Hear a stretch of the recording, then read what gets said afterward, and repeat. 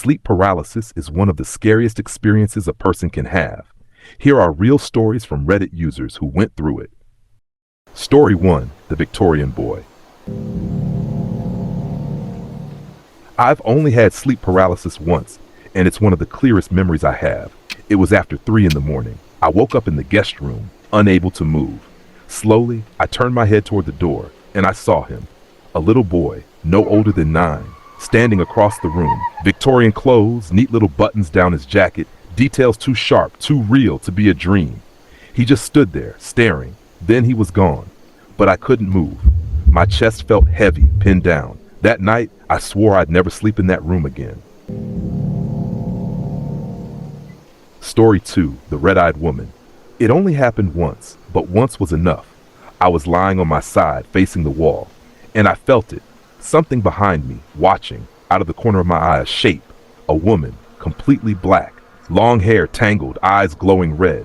Her mouth cut into her face like a wound. Then she breathed against my neck, hot, real, close. I couldn't move, I couldn't scream. So I held my breath, praying it would end, and it did. But for days after, I was terrified of falling asleep.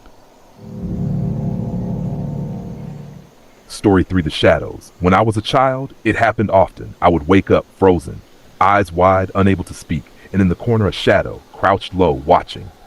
If it moved closer, I would force my voice through pure terror and scream for my mother. But as I grew older, the shadows grew bolder, more of them, thin human shapes darting in and out of my room, sometimes whispering into my ear, words I could never understand.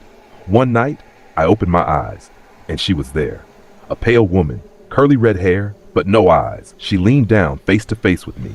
Then she vanished. The screams I heard in the night, no one else ever heard them. I'm 30 now, and I know it's not ghosts, it's not demons, it's just my brain. But still, it feels real. Story 4. The Woman in the House.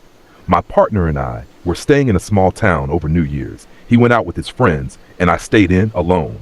I sat in the bedroom, door open to the kitchen, and then I saw her. A woman walked past the door, opened the fridge, closed it, and disappeared.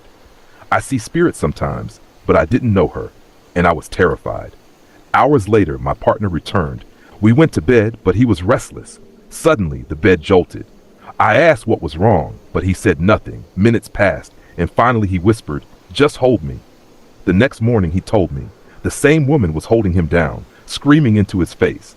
I told him what I saw, and we left that day. A few months later, he passed away. And my grandmother always said, sleep paralysis comes when death is near.